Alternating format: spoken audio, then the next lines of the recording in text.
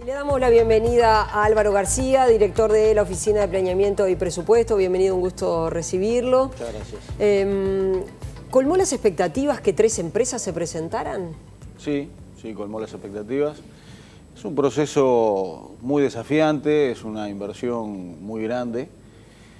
Es una inversión que puede cambiar el eje, no solo por la ubicación en la cual está el ferrocarril central, de muchísimos negocios, mucho más allá de lo que es el caso de la eventualidad de UPM. Y se presentaron 10 empresas en una modalidad que nos ha servido en estos últimos años al Uruguay para poder llevar adelante inversiones, que es la modalidad de participación público-privada, con una característica particular, que es que en esta inversión se globalizó por el volumen, por el tamaño, por los desafíos, por las necesidades de requerimientos técnicos para tener un ferrocarril a la altura del siglo XXI. Se presentaron empresas de todo el mundo. Entre las 10 que habían comprado el pliego había 4 empresas chinas, por ejemplo, con muchísima experiencia a nivel global. Entonces, eso es una característica diferente de esta PPP de las otras que existen para Vial. De hecho, dentro de un rato vamos a estar inaugurando una 4ª PPP para el sector educativo. Y también están corriendo, están permitiendo arrancar procesos de construcción de infraestructura. Estamos hablando de CAIF, de liceos, etc. Así que en esta colmó las expectativas, sí, es un buen número, 3 empresas. Ahora corren los plazos primero de la apertura del primer paquete, que implica, bueno, si efectivamente están dados todos los requerimientos formales como para poder abrir la oferta económica, y allí ya está trabajando en el proceso normal los equipos de definición y de estudio de la presentación de las propuestas. Así que bueno, habrá que esperar un poco a ver cómo se va dando esto, con bueno, la expectativa y la voluntad política de, obviamente cumpliendo todos los plazos legales, tratar de tener la mayor celeridad posible a la hora de concretarlo.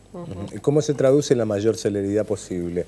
Porque el presidente había puesto de manifiesto en su momento la necesidad de empujar, por decirlo de alguna manera, esta iniciativa sin mayores dilaciones. Estamos a mitad de 2018, 2019 es un año muy particular, para un año electoral, es un año en donde uno lo percibe como muy difícil para que determinadas cosas se puedan plasmar. ¿Considera que es viable que los plazos que más o menos se manejaron en su momento se puedan mantener? Sí, yo diría que para una inversión de este tamaño realmente venimos a una velocidad bastante buena. De hecho, hubo que tomar una decisión hace un par de meses, que fue si se otorgaba una prórroga o no por 50 días más. Creo que fue buena esa decisión, se otorgó la prórroga y tenemos el resultado que tenemos. También se pidió una prórroga para esta y se decidió que no se iba a tomar otorgar una prórroga. Creo que también fue buena esa decisión, visto el resultado de 3 empresas presentadas. La celeridad se plantea en tratar de agilitar los plazos legales de la mayor manera posible. Pero acá no hay que olvidar que hay plazos que hay que cumplir o cumplir. Hay autorizaciones ambientales, por ejemplo, que tienen sus tiempos. Así que bueno, de lo que se trata es de llegar lo más rápido posible a poder empezar a hacer una obra que va a implicar un cambio importante para el Uruguay. Seguramente para usted no es ajeno que desde el movimiento de los autoconvocados ha habido críticas hacia el proceso de negociación entre el gobierno y la empresa UPM. Respecto a esta obra se dice, bueno, se hace prácticamente un traje, entre comillas, a la medida de los extranjeros. Hay beneficios y prioridades que el gobierno le da a una empresa extranjera que no nos da a nosotros, los empresarios nacionales. ¿Qué responde el gobierno a eso? Que en todo el acuerdo transparente planteado con la empresa UPM para ver la posibilidad de que exista una 3ª planta de celulosa en el centro del país, que fue publicado el mismo día de firmado, el 9 de noviembre del año pasado, está basado en la Constitución y la ley en Uruguay y en todos los incentivos que el Uruguay otorga a todos, sean uruguayos o extranjeros, de manera indiferente. No hay diferencias allí. y eso se puede repasar en cada una de las 95 páginas. Buena parte de nuestro rol en la previa de esa negociación fue justamente tratar de, más que tratar, evitar que hubiera cosas que, salvo lo que estábamos conversando recién, que es tratar de, dada el volumen y la importancia de una inversión de este tipo, agilitar de la mayor manera los procesos, que muchas veces pueden ir quedando más retrasados. Pero lo que yo respondo allí es que la vía del ferrocarril central va a tener una capacidad de transporte de 4 millones de toneladas por año. Y esta planta está prevista para 2 millones de toneladas. Por lo tanto, hay allí infinidad de cantidad de negocios en los cuales probablemente mucha de la gente que está dentro del grupo de autoconvocados se pueda beneficiar. Así que no me parece que sean afirmaciones que haya que acompañar, sino que por el contrario, el trabajo acá va a favor de todos. ¿Cómo ve el gobierno esta relación con los empresarios uruguayos que se ha complicado? Usted estuvo en la primera administración del Frente Amplio, está ahora en esta tercera administración, siempre en puestos obviamente vinculados con lo económico, y se puede decir que en este periodo ha sido bastante más conflictiva la relación entre el gobierno del Frente Amplio y el sector empresarial, las cámaras empresariales, que en los dos periodos anteriores. ¿Usted a qué se lo atribuye? Yo no tengo esa impresión. Ahí está. No tengo esa impresión. Digo, el gobierno es un gobierno de diálogo, así lo ha sido durante el Frente Amplio durante los 3 periodos, y tenemos diálogo permanente y a todo nivel con cualquier cámara de empresarios. Eso es así. Es más, el Uruguay es uno de los países que tiene mayor participación social, incluyendo participación empresarial en infinidad de organismos. Por lo tanto, por ahí creo que no es el tema.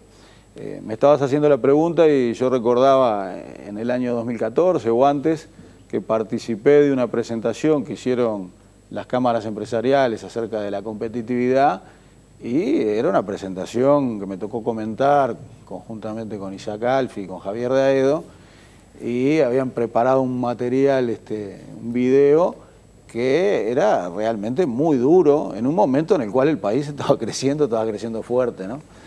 Entonces, no diría que hay un mayor nivel de conflictividad, me parece que no. De hecho, por ejemplo, en un gran paso que hemos dado, que es la creación de Transforma Uruguay. Transforma Uruguay, a partir de la ley del 2016, implica hoy tener un trabajo muy ordenado de 9 agencias del Estado a favor del desarrollo productivo. De hecho, hace muy poco inauguramos algo muy bueno, tanto en Rivera como en Tacuarembó, que son de las zonas del país que están más alejadas de Montevideo, que tienen mayor rezago en desarrollo relativo, centros de competitividad donde hoy están presentes las 9 agencias, que estamos hablando de la agencia de la ANDE para micro, pequeñas y medianas empresas, la ANI para la innovación, el INEFOP, el INACOP, el LATU, el INIA, etcétera, están presentes allí. Y los empresarios participan en todas ellas. Así que no percibo esa situación, salvo el tema de los autoconvocados, el Movimiento Solo Uruguay, que tiene sus características particulares. ¿Qué características? Porque ellos han dicho, incluso hasta por primera vez en 3 periodos, dice, bueno, se puede llegar hasta a cortar la cadena de pagos. Hicieron una movilización que contaron con el respaldo de otras cámaras, desde las inmobiliarias hasta cámaras de comerciantes. Digo, el movimiento de Un Solo Uruguay se plantó firme el pasado 23 de enero en adelante, ¿no? Sí, a mí me parece bien que la gente se manifieste, me parece que eso también contribuye al diálogo mientras se haga en un clima de respeto.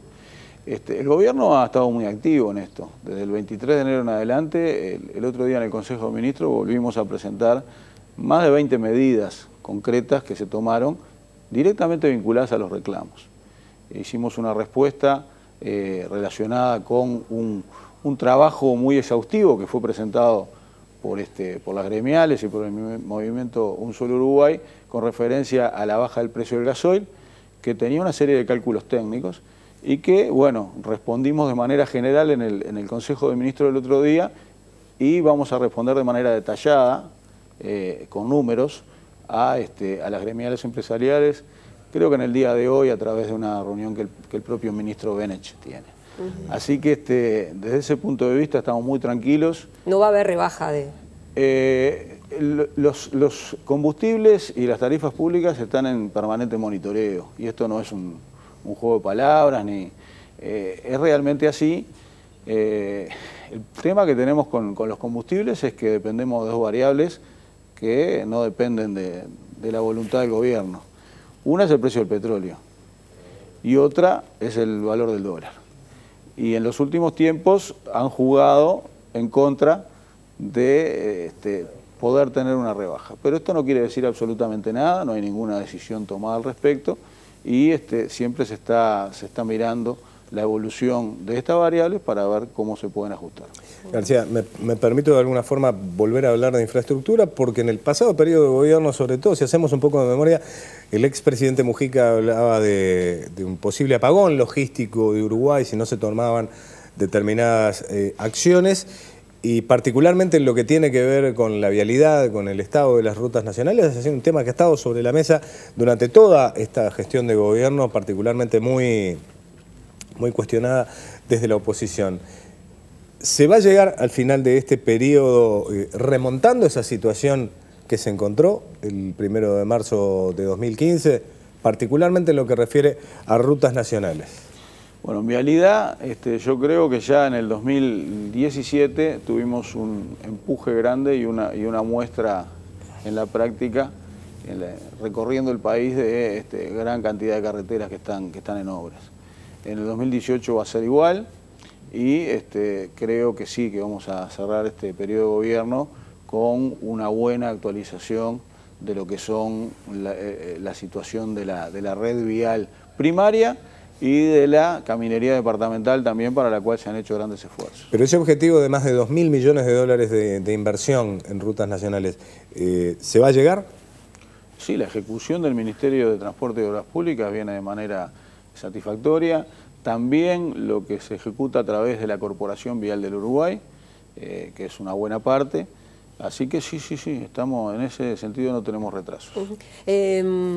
Desde hace ya un buen tiempo, le cambio de tema vinculado con la rendición de cuentas. La gremial, fundamentalmente la gremial de secundaria, ha hecho paralizaciones porque está disconforme con que el gobierno no los convoca para empezar el diálogo en materia de, de lo que será la rendición de cuentas para la educación. ¿Cómo está viendo esa situación? Digo, porque bueno, prácticamente se está haciendo los paros cada vez con mayor frecuencia, vinculado con señalar, bueno, el gobierno sigue sin convocarnos a hablar de la rendición de cuentas, no sabemos cómo va a ser la rendición de cuentas para el sector. Bueno, hay convocatorias y ha habido reuniones del Consejo Público Superior y hay una cadencia de pasos y de tiempos a recorrer, ¿verdad? El proceso de la rendición de cuentas no es un proceso sencillo, es un proceso que requiere multiplicidad de actores, participan todos los ministerios, todos los organismos del artículo 220, por lo tanto hay que recopilar un montón de información y sobre todo hay que tratar de ser muy cauto, muy responsable a la hora de proyectar las dos partes principales de una rendición de cuentas o de un presupuesto, los ingresos y los gastos. Entonces, en materia de gastos se trabaja con todos esos organismos. En materia de ingresos, el Ministerio de Economía y Finanzas recién tiene sobre fines de marzo el cierre del año anterior, por lo tanto, a los plazos allí son acotados como para hacer estimaciones de cuánto puede ser el crecimiento de este año, de cuánto puede ser el incremento de la recaudación, por lo tanto. Así que los plazos se dan. Digo, yo creo que este gobierno ha venido trabajando de manera muy prolija los procesos de rendición de cuentas. Y van a haber convocatorias, obviamente, y van a estar arriba de la mesa. De hecho, esta semana próxima, y a instancias y a solicitud del propio presidente, va a ser presentado al PIT-CNT la rendición de cuentas. Por lo tanto, allí vamos a estar en una primera instancia más general y después en los procesos normales, que es el Consejo Público Superior, se van a estar discutiendo los otros temas. Ahora, particularmente en la educación, se vuelve a dibujar un escenario complejo, tal vez con mucha más movilización en lo que tiene que ver en secundaria con los docentes de Montevideo, que tienen una percepción distinta a lo que es el resto del país. Pero particularmente en el tema de educación y yendo a lo que era la expectativa de atender a ese 6% del Producto Bruto Interno, ¿la realidad qué va a determinar en los hechos? ¿Tú querés que yo te diga ahora lo que le vamos a presentar al PIT-CNT, a la bancada y al Parlamento la semana que viene? Uno tiene expectativas después si logra la respuesta. El PIT-CNT, la bancada y el Parlamento. Hay un tema de agendas allí, ¿no? Depende de cuándo las reuniones haya disponibilidad para tener reuniones y eso, ¿verdad? Pero sí, va a estar el ajuste salarial. Sí, la idea es presentarlo a los trabajadores y a los empresarios, presentarlo a la bancada del Frente Amplio. El orden dependerá de cómo se puedan armar las reuniones y obviamente la presentación al Parlamento. ¿Está previsto el ajuste salarial para la educación? Bueno, veremos, no adelantemos los procesos, pero digamos, el objetivo del programa de gobierno del Frente Amplio de tender al 6% está planteado desde el primer día como uno de los objetivos prioritarios y a ello se apunta. ¿Usted dice que va a seguir en el 4,7 o se va a acercar un poco más? Van a estar tratando de sacar números con referencia a cosas que se van a presentar la semana que viene y no puedo. Y respecto a los reclamos de otros sectores, por ejemplo, dinero para las fiscalías, digo, todo el tema de la seguridad evidentemente requiere, bueno, que hay muchos organismos. Hoy la justicia está pidiendo más recursos, la instrumentación de la ley contra la violencia de género se está señalando, se necesitan más recursos. Bueno, se ha trabajado con todos los organismos, como dije, se han marcado las prioridades y en el marco de esas prioridades, que buena parte las nombraste tú en la pregunta, van a estar contempladas. Muchas veces veremos si con qué incrementos y en otros casos con redistribuciones.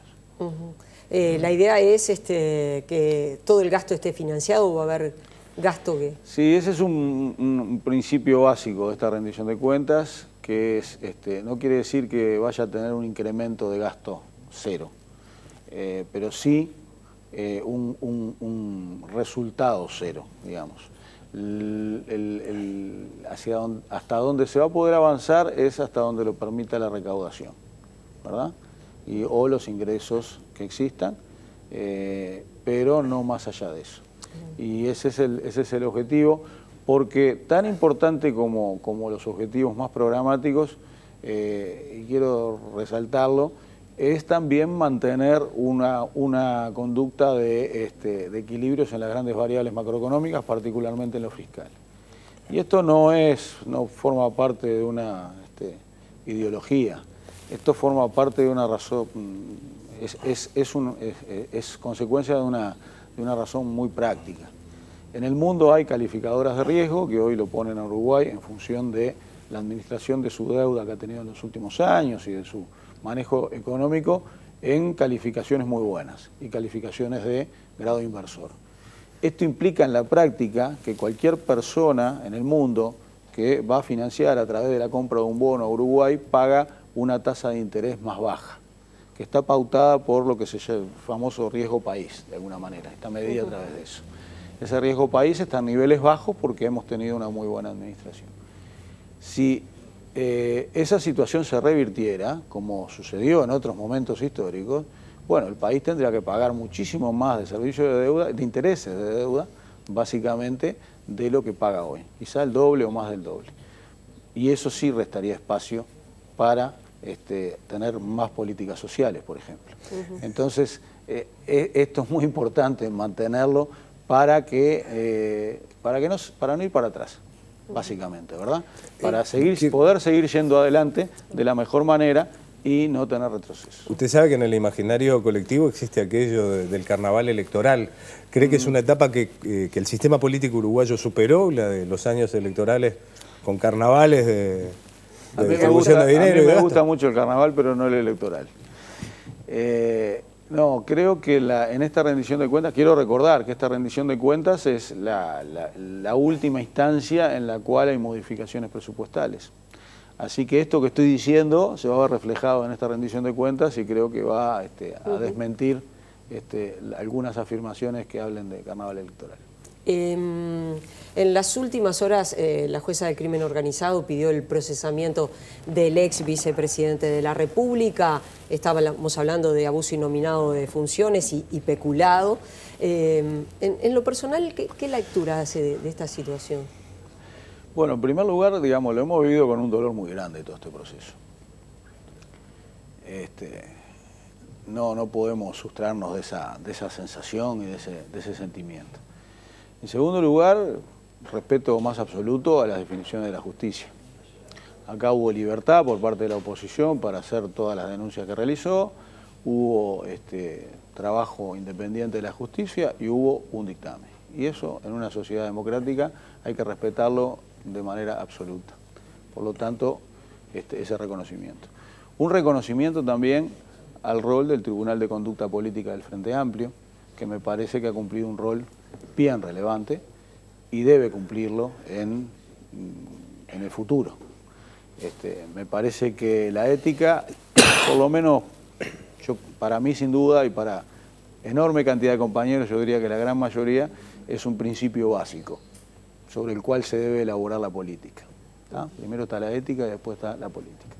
Así que esa salvaguarda de un tribunal de conducta política con las mayores garantías es salvaguarda para todos. Y después, bueno, el aprendizaje, ¿verdad? El aprendizaje de una situación de este tipo y medidas concretas que se toman, que a veces se piensa que no es necesario tomar, pero que hay que tomarlas, como por ejemplo, bueno, el decreto que sacó el Poder Ejecutivo el año pasado, reforzando elementos que son de sentido común sobre la liquidación de los viáticos, por ejemplo, y la devolución de los viáticos, etcétera. Ahora bien, pero usted como hombre de un sector, con una pertenencia a un partido político, ¿cómo analiza el hecho de, a la luz de este procesamiento, lo que puede ser una futura campaña electoral con un escenario donde, por ejemplo, Raúl Sendic reivindica su derecho a ser candidato por su sector? Sí, ¿Siente que eso puede perjudicar a la imagen del Frente Amplio? Porque algunos, sotoboche hay que decirlo, tienen esa preocupación de, bueno, ¿cómo puede ser un 2019 en donde haya que compartir la foto con Raúl Sendic? Yo creo que el Frente Amplio no debe apartarse nunca de lo que han sido sus principios fundacionales, su manera de actuar honesta en política, y creo que tiene que reforzar ese hecho.